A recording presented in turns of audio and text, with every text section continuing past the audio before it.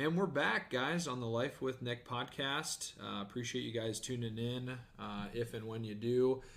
Gentleman here today, his name is Ashton, good friend of mine, and we are going to be talking about one thing that I think that's so cool is just the journey of fitness.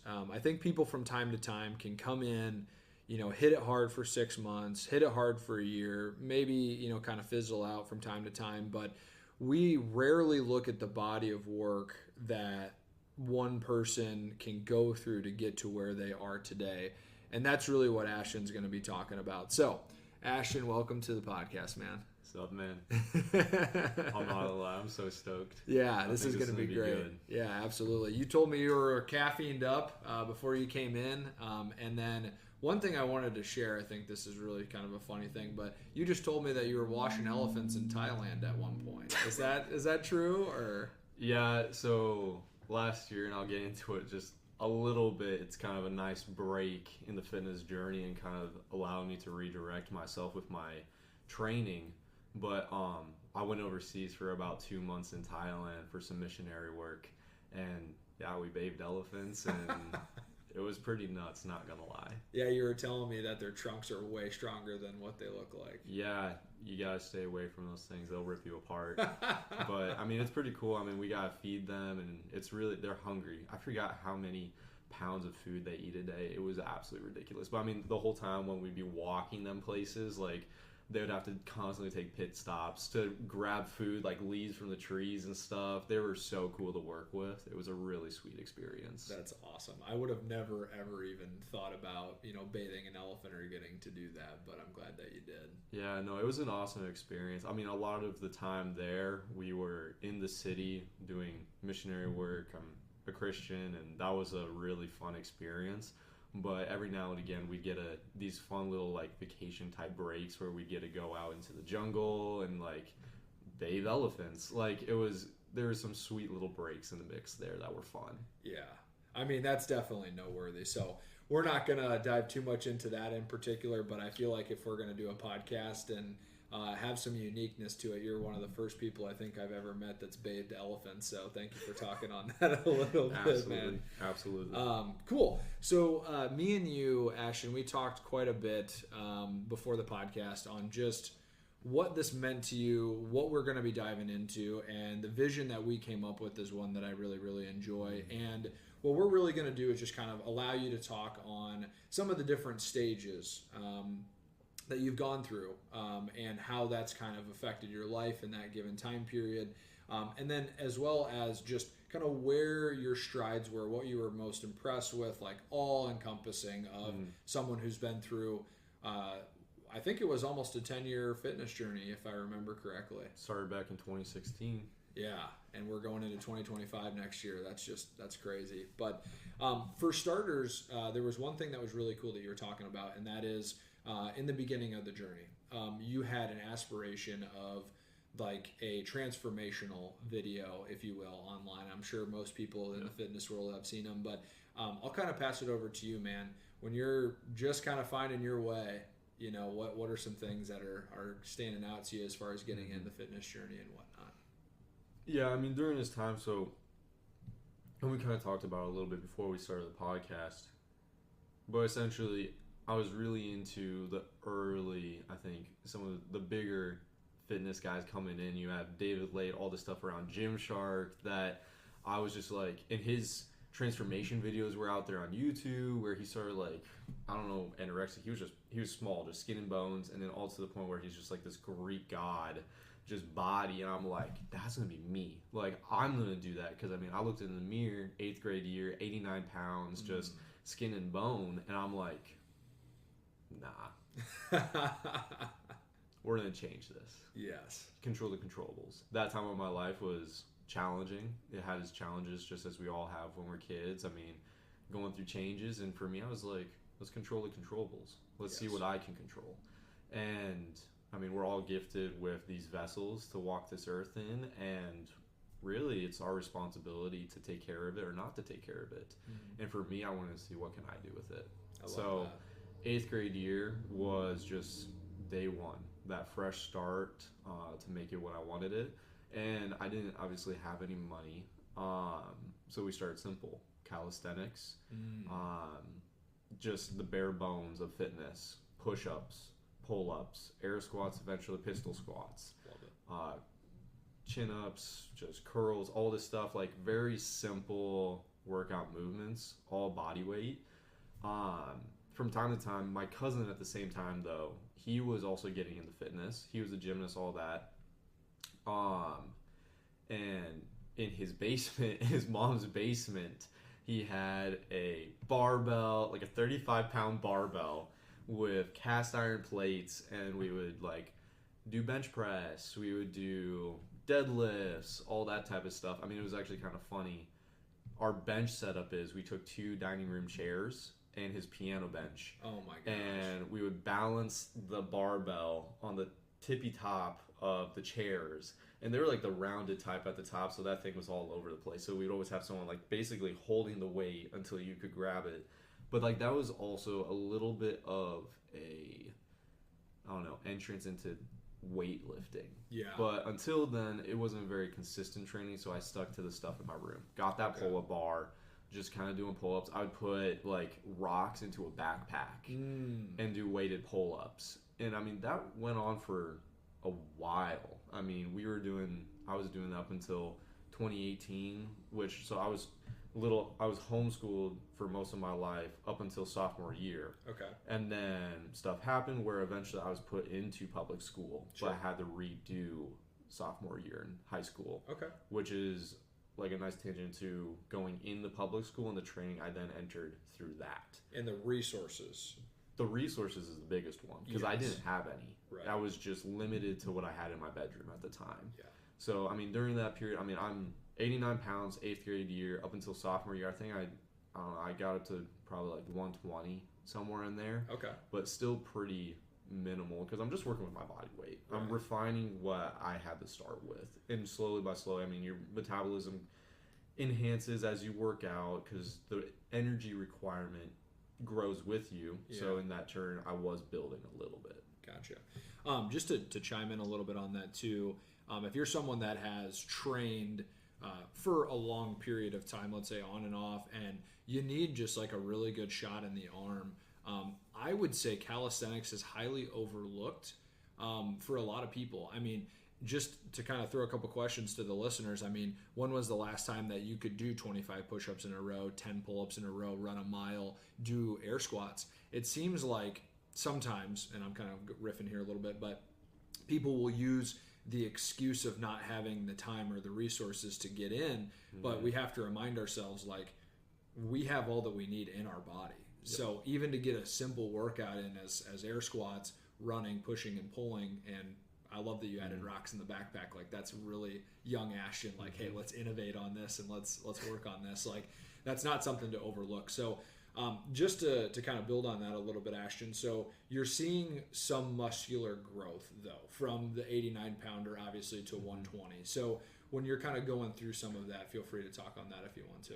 And really, I mean, it happened really fast. I mean, you're also going through puberty at this time, so testosterone is starting to spike, so I think there's a lot of, like, body changes in general taking place. So I was putting muscle on really quickly.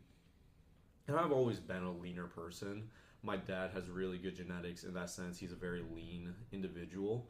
So I have a very high metabolism. So I'm seeing changes almost like before my eyes. That's awesome. Like, I feel like every day, little improvements, but I was catching up on them. I was like, oh my gosh, like, this is working. Yes. So it's burning that fire even more, where I'm like, this is like, where else can I go with this?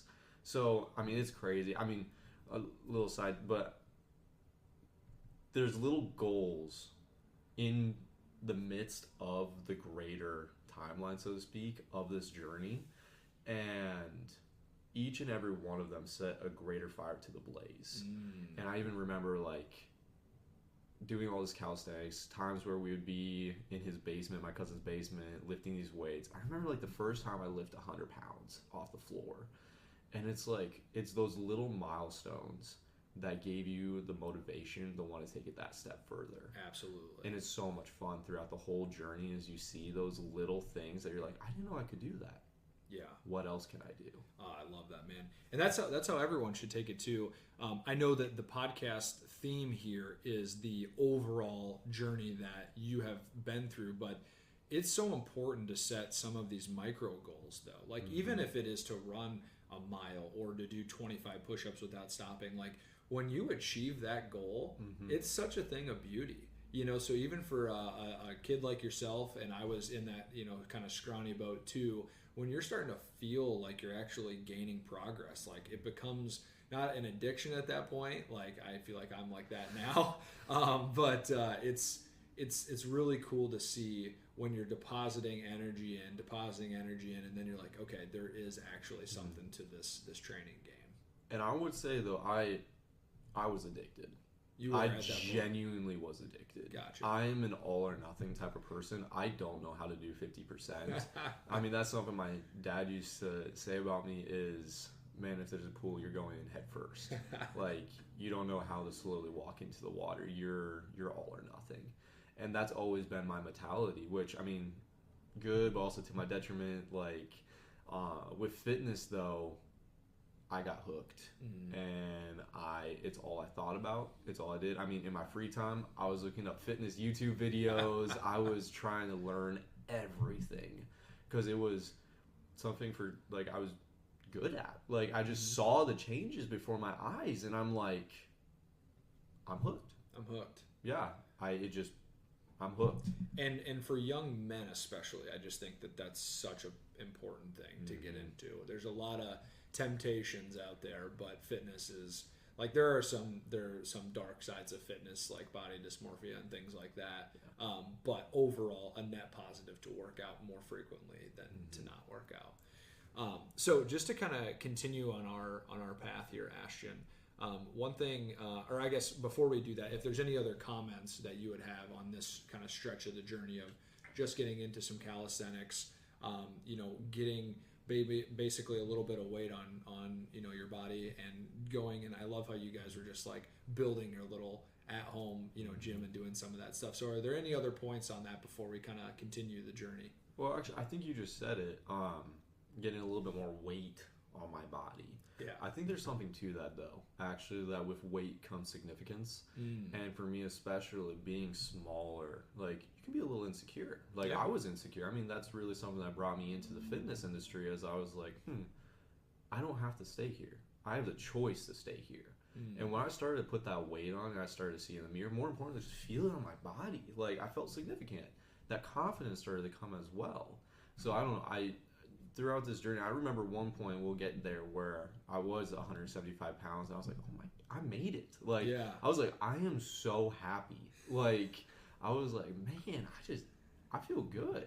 But feeling that with every step throughout the years, that weight slowly increasing, I started to also feel it intrinsically, where I'm like, yeah, I feel good. We're onto something here. Absolutely. I love that. Yeah, a small blurb into that too, and then we'll move on to the next phase. So I remember in middle school when we were doing our weightlifting and stuff, I could not get past benching 105. I could crush 95. 100 was like fairly easy, but there was just some kind of psychological barrier with 105. And it wasn't until I think like maybe freshman year or something, after like I got away from it a little bit, that I finally did it. And I was just like, why is this weight the one that's just gonna keep me in the plateau? And it was like for probably a couple months, and I just couldn't get through it. And then I'm sure puberty helped out quite a bit with that. But yeah, it's just like you can enter the journey, you're loving it, you will run into these different plateaus and stuff, but the body adapts over time. It absolutely will. But also, I think it's through those little goals in between, you're slowly proving to yourself what you can actually do. And you're breaking down the walls of the mind. Yeah. Because those are like the guardrails that you set up for yourself. I can't do this. When in reality, your body's capable of so much more than you could ever imagine. But it's because of you putting your own limitations that you're incapable of reaching them. Yeah, and that, man, we could do a whole podcast just on that topic of conversation of the limiting beliefs. And that was one thing I had to overcome too, is like, hey, we got this. Like, we can do this. Now that we've kind of established a little bit of just you kind of getting into things, we're looking at getting into the wrestling side of things. Mm-hmm. So I'll give it back over to you to talk on this a little bit, but it sounds like we go from just some calisthenic work, you're kind of finding your way to weight training, and now you're in more resources because you're in public school. So I'll give it back over to you. Right. So calisthenics, that homeschooling. Next moment we're in the public school now. And I remember I'm probably like 130, somewhere in there, 130, 135, body weight wise, sitting in the cafeteria in public school, okay? And I hear over the announcements that wrestling tryouts are starting. And my grandpa was a wrestler, and I was just like, how hard can it be? I've never done a sport a day in my life.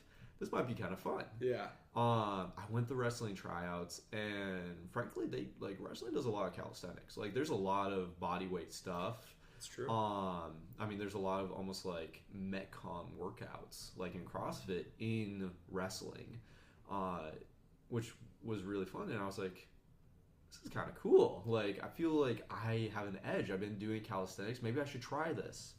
So, I get into wrestling.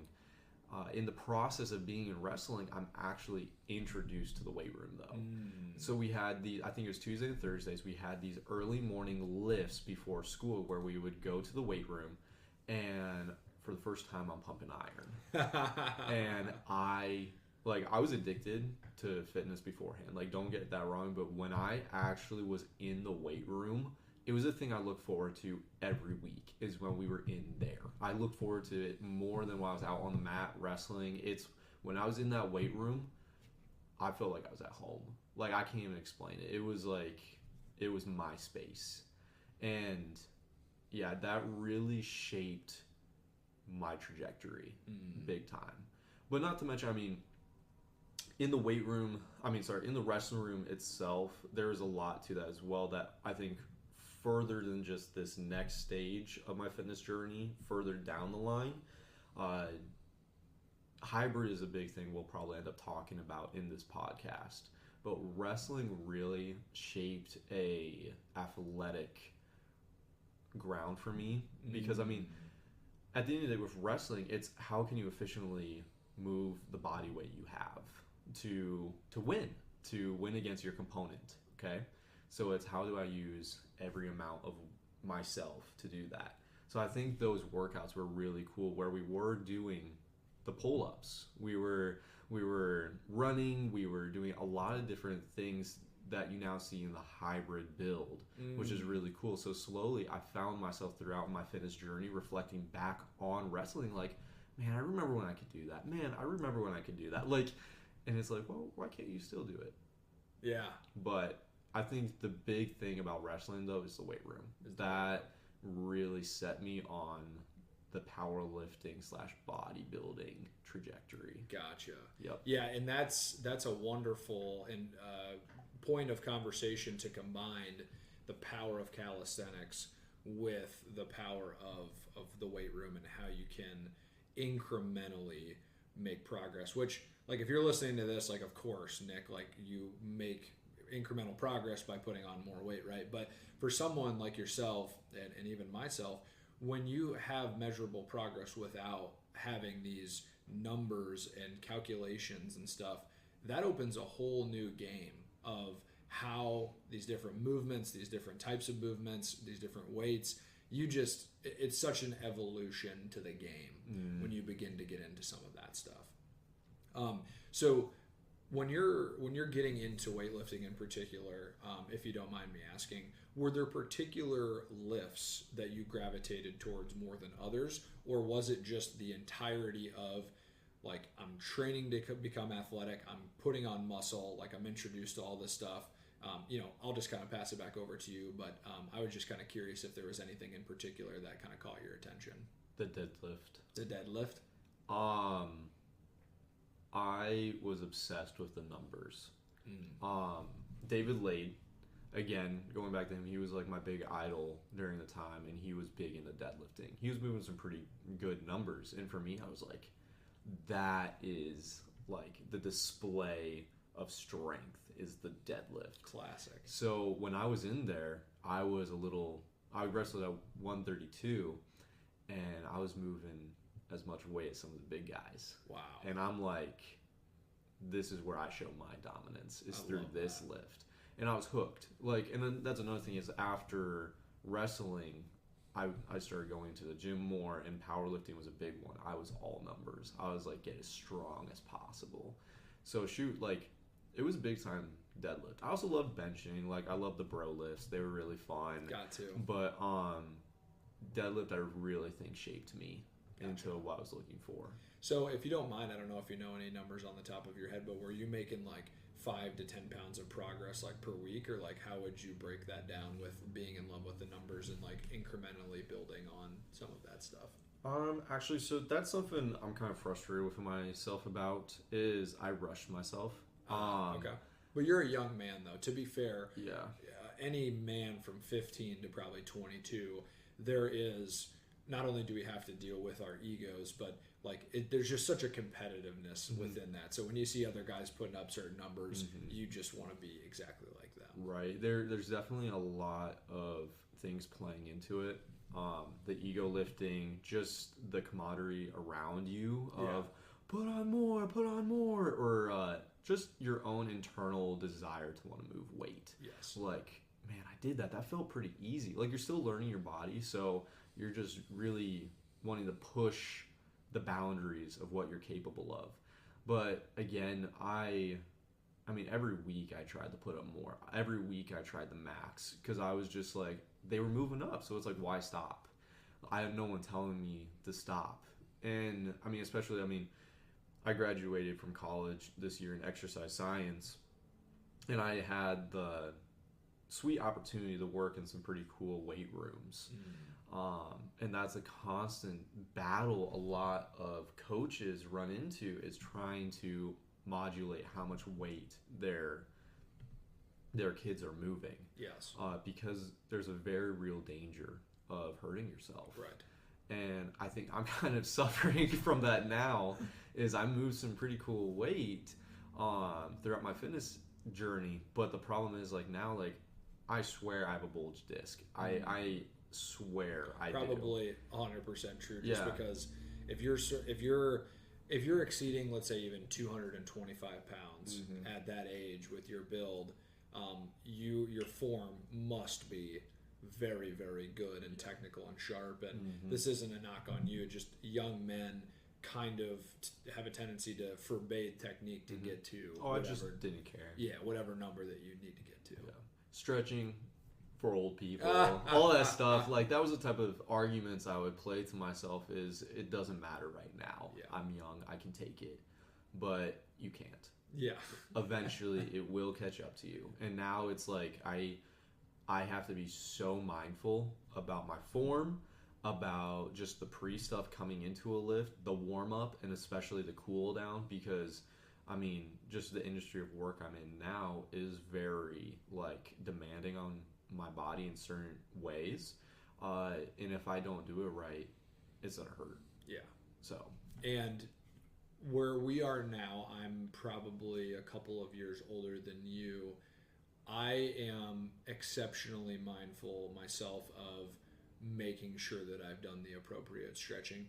Even for like sand volleyball and like indoor volleyball and stuff that I do, like I almost never go into anything dry anymore, just for the fact of intelligence, of longevity, and you just the younger versions of ourselves, they can handle it, but it's, you got to be smart about that. Absolutely. Yeah, that's awesome though, man. I love that you hit that point, because if we think about, again, the body of the podcast, we started off with just calisthenics as a young man, and now we're getting to the point where you're maturing, you're developing muscle, you're getting introduced to resources, and then finding this deadlift work and really starting to like blow some numbers up, and that can be great. But then we need to kind of hit that next tier of like, okay, how do we shift from just trying to blow our back out and lift everything to let's actually have a plan here and whatnot. So we conclude sophomore year and we're working into junior and senior year. Just talk a little bit about, now we're going from deadlift, wrestling, athleticism to powerlifting, bodybuilding, things of this nature. So I'll pass it back over to you and you can elaborate on that. Super. Yeah, so this is about 2020, 2021. We are now junior, senior year. This is actually one thing. Now, obviously, hindsight 2020, but looking back now, this is probably one of my big regrets is getting out of wrestling. I loved wrestling. It was a lot of fun. Be honest, I sucked at it. But it was so much fun. Yeah. The camaraderie with the dudes, just getting to, I mean, it's almost like a brotherhood. Like, you just make such rich friendships in that. And that's something that I really would have enjoyed, I know, is continuing that on. And even just opportunities like just getting to wrestle potentially in college or something. Like, that could have been really cool. And also just the matter of athleticism, like being able to continuously develop that athleticism that could have carried to today would have been really cool. But instead, I, again, fell in love with the gym. I fell in love with the weight room, and I wanted to take that somewhere. So hindsight 2020, it's fine. Going back, I wish I would have changed that up a little bit. But there's an opportunity that happened in my high school. So we are now out of wrestling season, and it was like a community awareness event essentially where different just companies were in our high school, and one of them was Elite Fitness, okay? And they had a push-up competition. It was kind of funny, but I was going around the different stations just looking around, came up on them, and I saw my teacher had done like 80 push-ups within like a 2 minute or something like that. And Which crazy. Yeah, it was really crazy. And I looked at my friends, I was like, I'm going to beat him by 1. And I just kind of wanted to, I don't know, just be a turd in that moment. And I was just like, I'm going to beat him by 1. And I did. I beat him by 1 push-up. Oh my gosh. I didn't think much of it. I really didn't even know what I was winning. I just was like, what the heck, why not? A couple days later, get a text or a phone call or something that said, hey, you want a 1 month free membership? I was like, oh, cool, this is great. Go into the gym, and I remember I walked in, and boom, it hit me. I was like, I need to work here. Like, it was a weird moment. I feel like, but sorry to cut you off, but it sounded like your gut was telling you, like, this is where I need to be. And that was such a blessing, that gym, for so many different reasons. Just even within my life at that time, like the gym has always kind of been like home, and it was so cool walking in there in instant peace where I was like, I gotta be here. Yeah. So I got that 1 month free membership, and eventually I got a job there, and that was life changing because the gym is accessible. Like, I can be here Monday through Sunday if I want to, as long as I want, and that's what ended up happening. I lived in that gym. Any free time I had, I was lifting. And we really start pouring into the major compounds: bench press, squat, and deadlift. I poured all my energy into developing a strong lift amongst those 3. Gotcha. And that's really where my powerlifting started to blow up. Because, again, I'm all about the numbers, especially back from wrestling. So, I mean, shoot, it was crazy. My numbers got pretty decent. I'm only like probably 150 pounds at this point, 155. I put on a little bit of weight after wrestling, thanks to Mass Gainer. It's actually crazy. You know, like the Optimum Nutrition, like that 10-pound bag you used to be able to buy of a Mass Gainer. I used to buy that for so cheap. Now it's like freaking $60, $80. I can't even remember. But like, I would double scoop that stuff, and that really helped me put on some weight. Also, I mean, I was lifting big weight, which there's something about that as well when it comes to just muscle mass. But shoot, I'm 155 pounds, and I have a 435 deadlift, 365 squat, 225 bench press, 1,000-pound club. Like, I'm growing. That is, and just to really focus in on this, when we were talking before we started the podcast, there was you had told me you reflected on how far you've come in the journey, and this moment in achieving that. I mean, to any person out there that doesn't think something is possible, this just proves in given time you can hit these incredible goals. Mm-hmm. And to do that, I mean, that's so awesome, man. And I think I appreciate that, but there was something really sweet. So, like I said, the deadlift especially was always one I leaned into. For some reason, I like pulling weight. It's, for my body type especially, it's a little bit more natural than pushing. Gotcha. But even like my cousin, for example, I told you, like he really also introduced me to weight room. I mean, in his basement, he has always also been really good at deadlifting. But for me, so here I am deadlifting. I remember just hitting these mile markers. I mean, you count by the plates. 135, 225, and so on. And I was like, I remember when I got 135. And I was like, holy shoot, I can hit a plate. This is crazy, 2 plates, but a plate. Yeah. And then eventually I work up to 225. And it's just, you're slowly proving to yourself, I can do more. I can do more. And I'm rushing myself during this time. And again, this is where probably some of my injuries are now today, is pushing it a little too hard. Gotcha. But I remember when I got to 315. And that's like, to the listeners, I don't know, like some people have, but like even for myself, like I don't think I've deadlifted 315. So like that's I think a pretty rare number. I know at times, like when you're around other guys that can do it, it's like whatever, but like 315 is a lot of weight. And I do have to say, I remember when I hit 315 for the first time in high school, and I was like, this isn't normal. Yeah. Like 315 is some good weight. With your particular body weight, right? Mm-hmm. You're still... I'm just like a 150-pound dude. Yeah. If you think about the percentages of that, I mean, that's... Crazy. That is really, really awesome. So, I mean, I hit 315, and my goal was 405.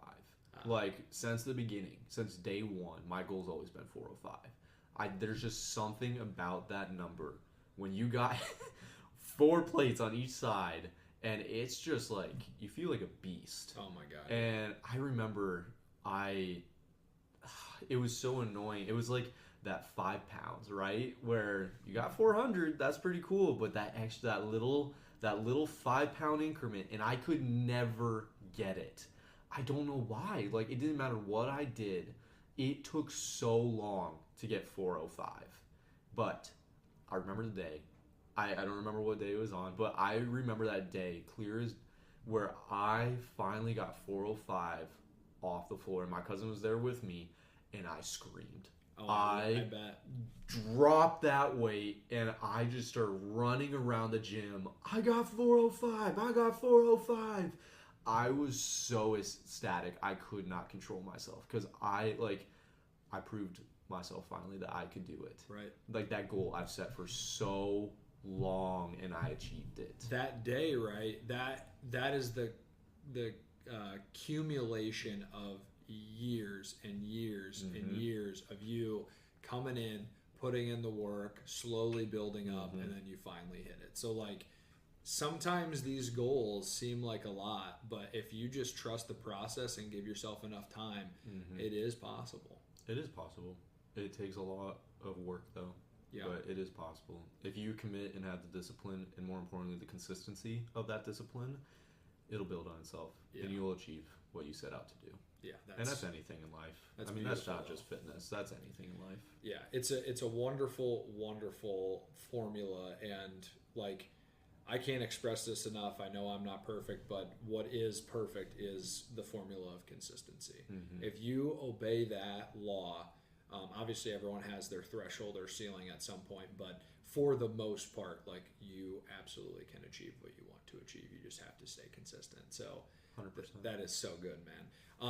Now with this, do you do a particular competition within body or powerlifting, or how did you get to wanting to do the 1,000 club? Was it as simple as that, or were you doing it for competition? It was as simple as that. Gotcha. Really, it was. I was watching YouTube, and all these guys are in the 1,000-pound club, and it's just like, it was a milestone. It really was. It was just a milestone in my fitness journey where I was like, and I will say there are some detriments to the fitness industry, even as you alluded to in the beginning, where okay, you made it, and then you realize, well, there's more after it.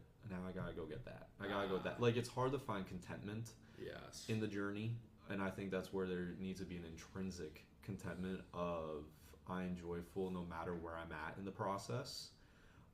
And I wasn't. I was continuously just striving, which produces a degree of discontentment. But that 1,000-pound club, I think there was a part of me where I was like, once I get to that, I'll have made it. Yeah.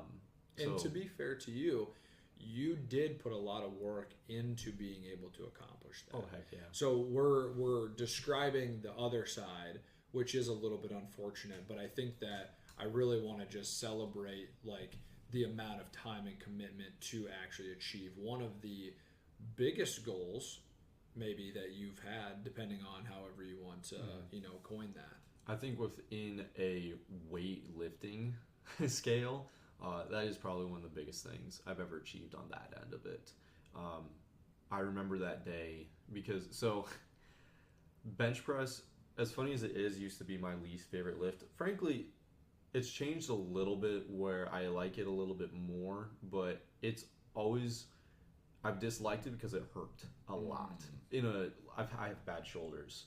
So bench press, being locked in with the barbell, always just put so much pressure on my shoulders, and it was never comfortable. I remember when I got 225 though, and that was pretty cool. It was kind of like hitting that 315 on deadlift. It was like, whoa.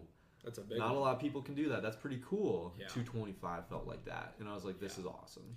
Yeah, 225 is a great number. And I will say, like, even for me now, one of my, like, filters is every once in a while, I'll go in the gym and I will test myself to see if I can still do 225.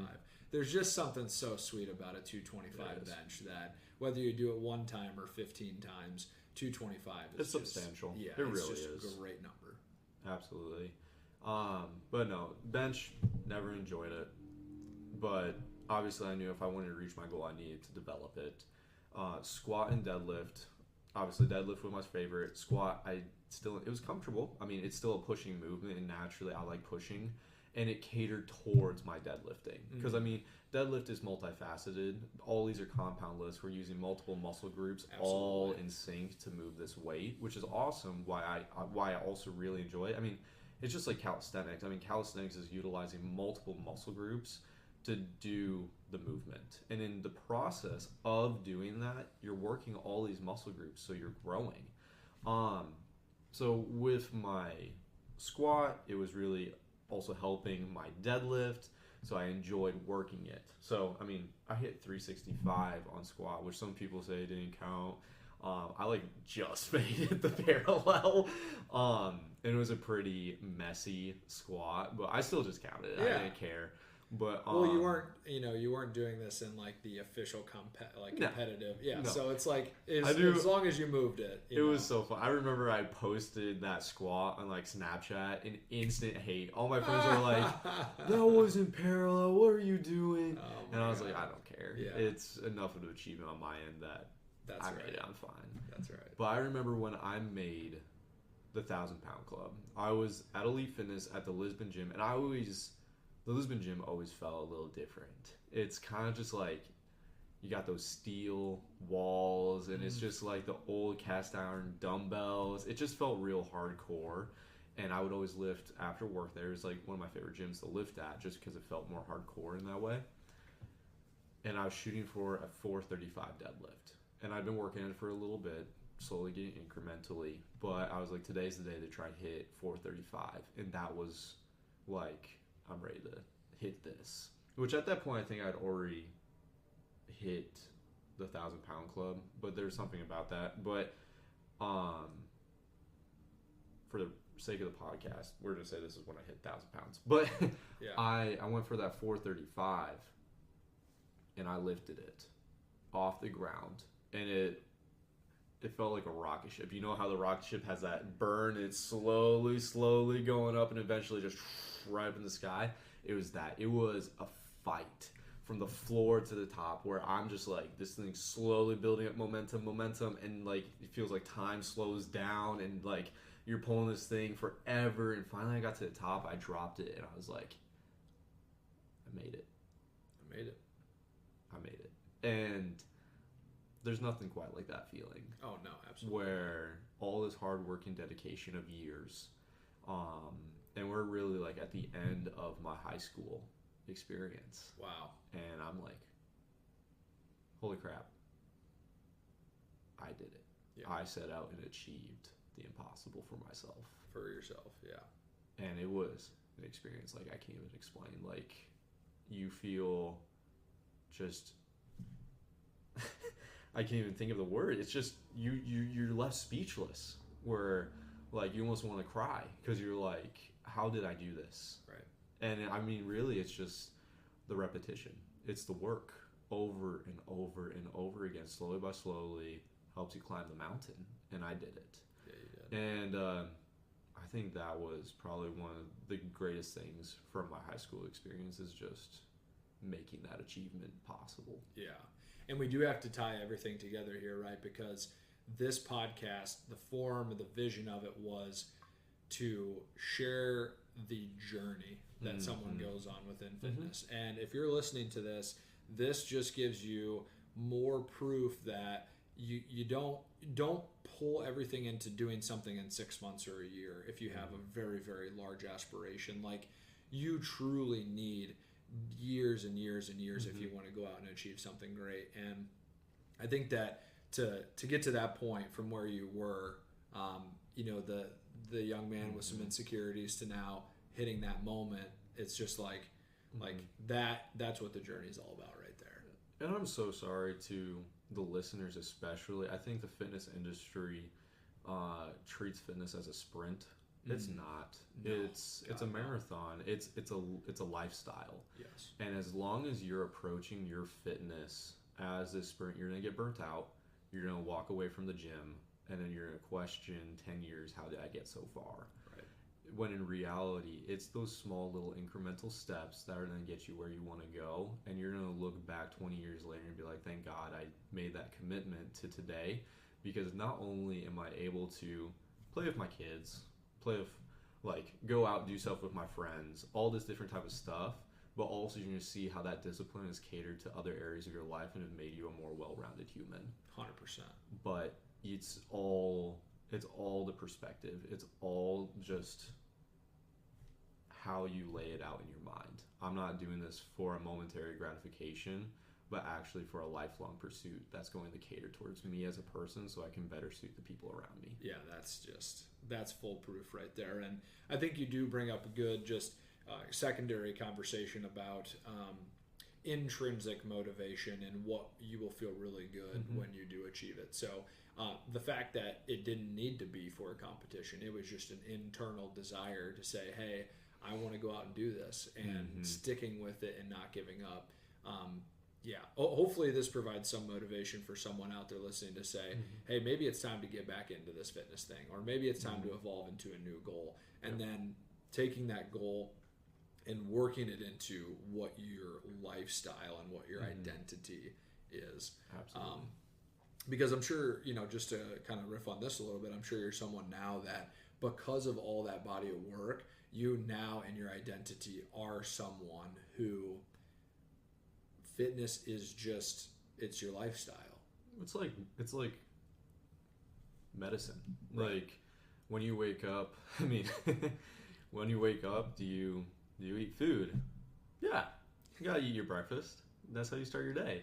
For me, it's like fitness is just a part of my life. Yes. It's if I don't know, you get so, you build that discipline so much and just that consistency that you can't live without it because you know it makes you better. 100%. If I didn't eat breakfast in the morning, I wouldn't be able to perform properly throughout my day. If I don't do fitness, I'm not going to perform properly throughout my life. Throughout your life. Yeah. It just compounds on itself. 100%. Man, this has already been a phenomenal podcast, and I'm hoping again that you guys are taking some notes out of this in the sense of inspiration, accomplishments, wanting to set out and do something, and then just reminding yourself to be kind to yourself if you haven't quite got there yet. It takes a long time. This is not a couple month endeavor. Like you really do got to look long term. Let's continue to kind of transition, though, Ashton, to the kind of back half of the podcast here.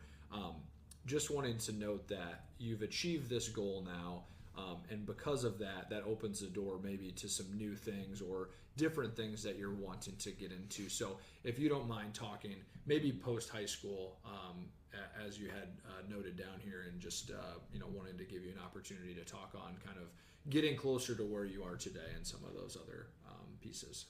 Right. So we're now officially graduated from high school, and my Kirkwood experience was 3 years long or so, something like that, trying to figure out what I wanted to go into and all that. But in the meantime, once again, I had a gym available, and that was the Kirkwood Rec Center. Super awesome gym.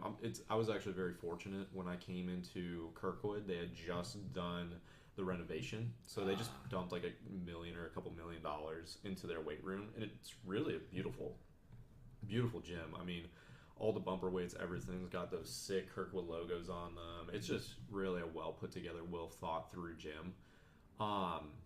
Really just went back to it, just still weightlifting. I will be honest, told you I hit the 1,000-pound club. I was kind of at a loss of what do I do next? Yeah. That was the biggest thing I said after. I was like, well, do I hit a 1,500 pound?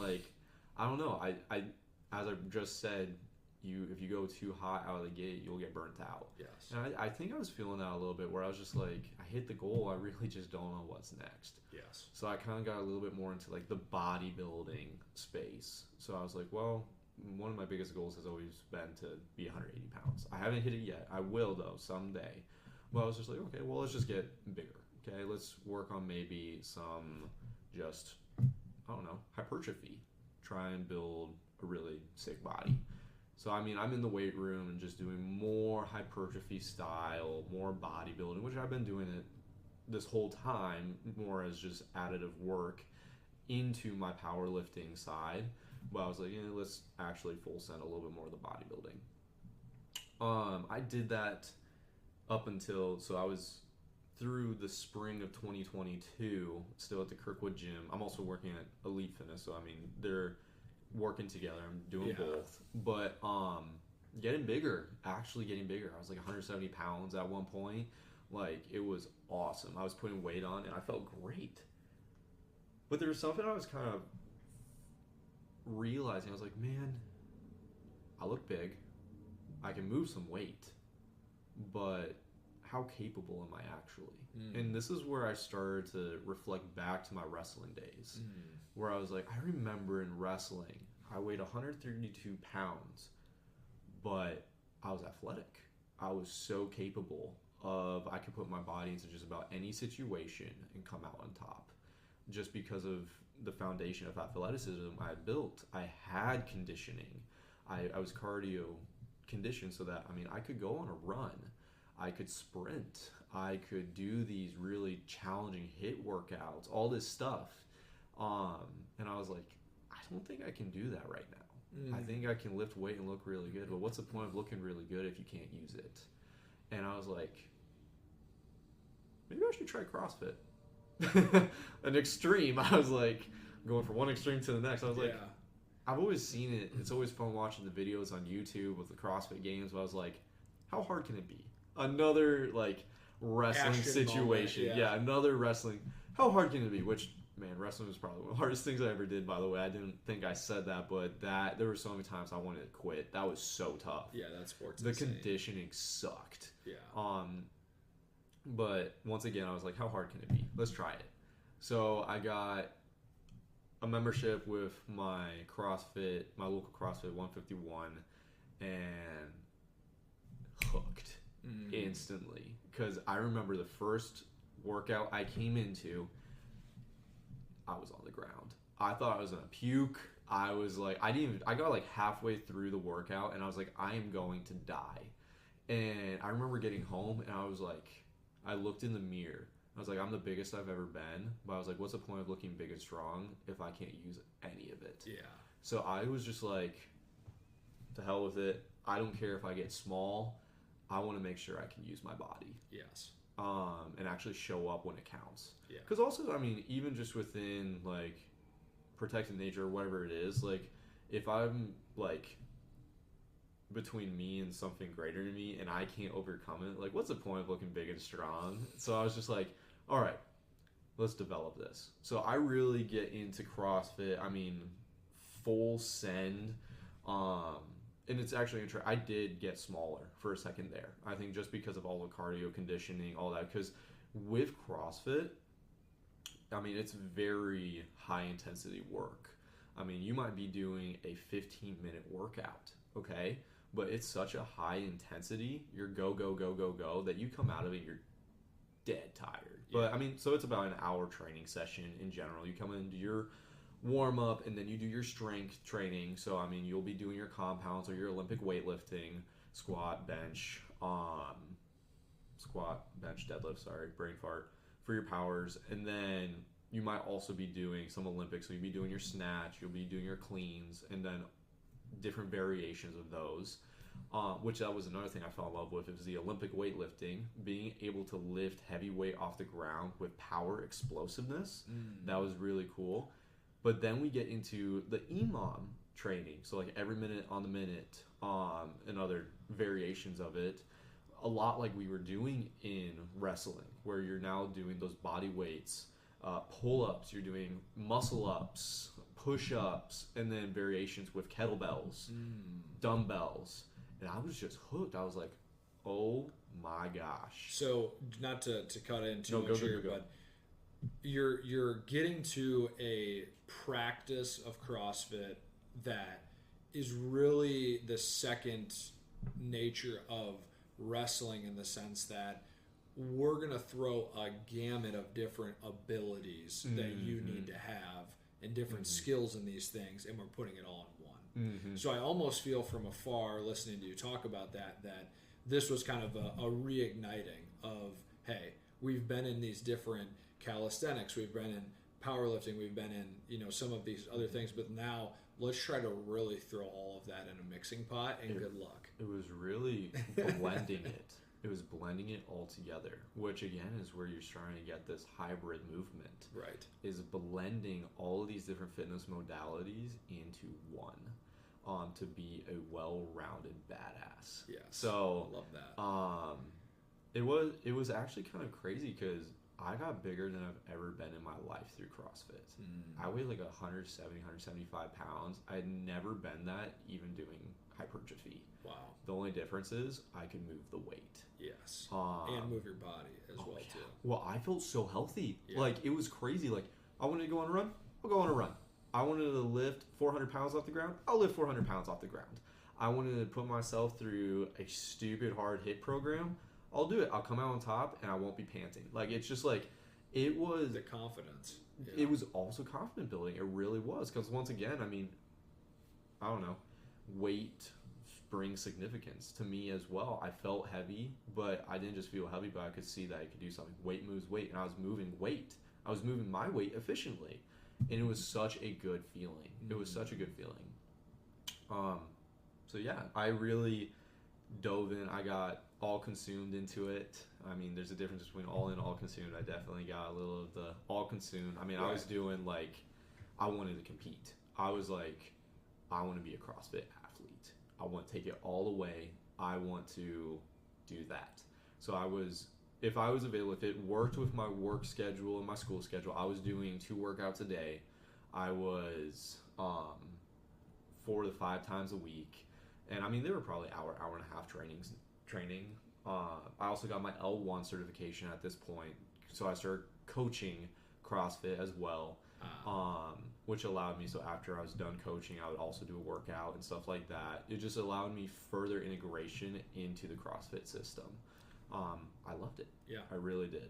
But I think that and I haven't done CrossFit, so literally, please correct me if I'm wrong, but I feel that requires that level of commitment, though. Like, you can't casually do CrossFit. I don't know. Please talk on that if you feel like that's the case or not. But so actually, yes and no.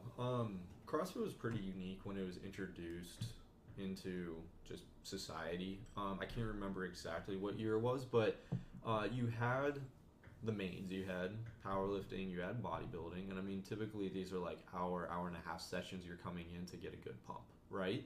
You're building and you're specializing in that. CrossFit was really unique, and I think it really was the start of the hybrid mentality. But it's like, what can we do to get people in for a 30, 45-minute workout, come out as though and feel worked? Yeah.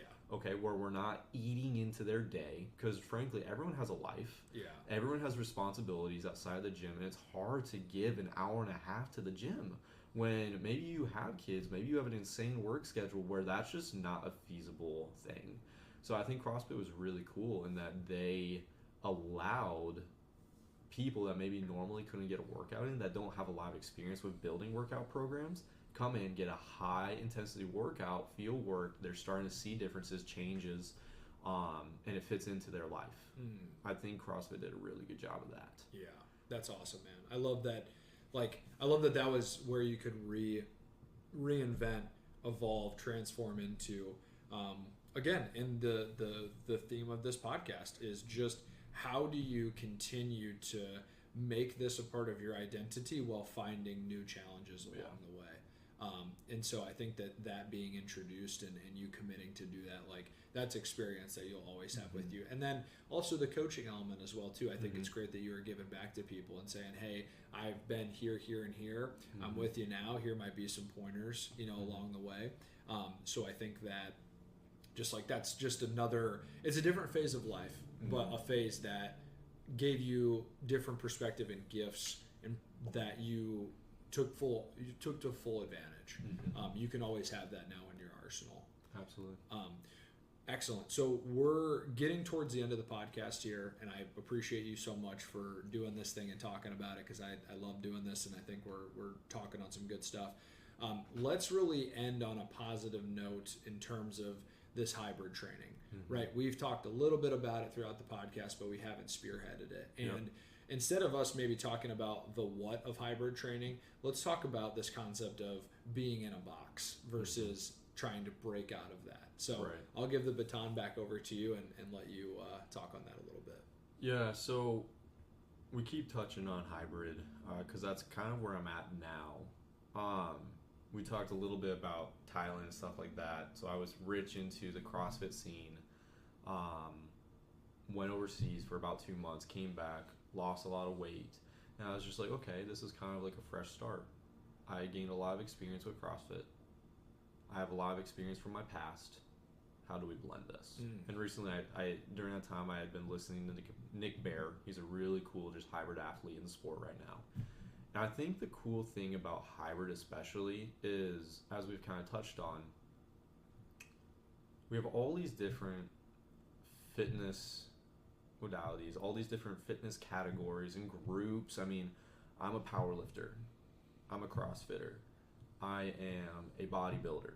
And I think there's also a sense where everyone wants to belong. Everyone wants to be able to say, I am this. But the problem is with every specialization, every sport you go into to specialize, you're often missing out on other key things to a fully well-rounded fitness. Hybrid, really the only thing is just a holistic approach to fitness. That I'm not trying to be the best in any one area, I'm just trying to be well-rounded. That in any situation I'm placed in, I can perform hopefully at a good level. So that means I'm working towards my cardiovascular health. I'm running, I'm going on bike rides, I'm also catering towards my weightlifting. I want to be strong. I am just trying to be a well-rounded human. And I think that's a really cool thing about the hybrid training is being balanced. Just being balanced. And I even remember coming back from Thailand. I mean, one of the biggest things, we've talked about my weightlifting. That was a big thing. There was one other side. And I actually, so with the weightlifting, the 1,000-pound club especially, I was like, that's a huge milestone, okay? Not impossible, I know I can do it. There was one thing I always told myself that wasn't possible though, and that was running. I always told myself it's impossible for me to run. And CrossFit broke that barrier a little bit. I remember in CrossFit, there was a workout where we had to run 3 miles.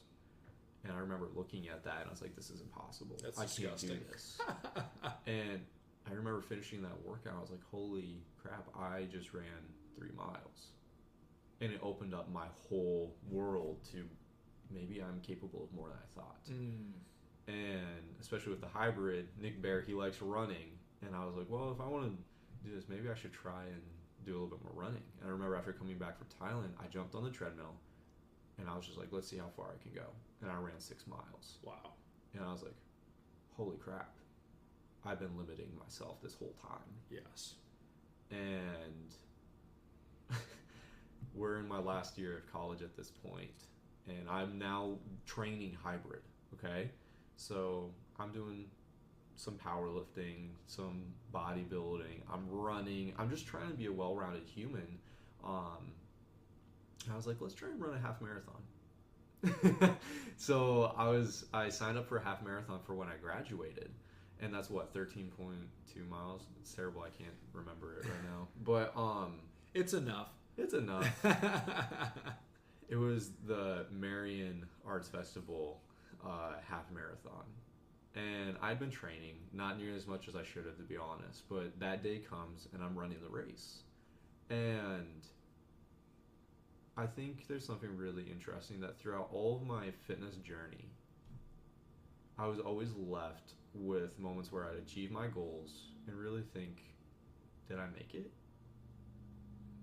But there's something, and I would always be left like, I need to strive for that next thing. But there was a moment where I think I reached the 10-mile mark of that race. And in general, like, it's hard. Running's really hard. Oh, God, yeah. That's why so many people hate it, yeah. But I remember I hit that 10-mile mark, and I almost started crying. Like, I got incredibly emotional, because I was like, I've done it. Like, and even right now I'm feeling just like a little emotional, but it's like, this is something I genuinely told myself was impossible. And I think it also expanded my mind in the sense of like, my greatest limiter has always been me. I'm actually capable of anything and everything. And the only thing standing between me and that goal in life is myself.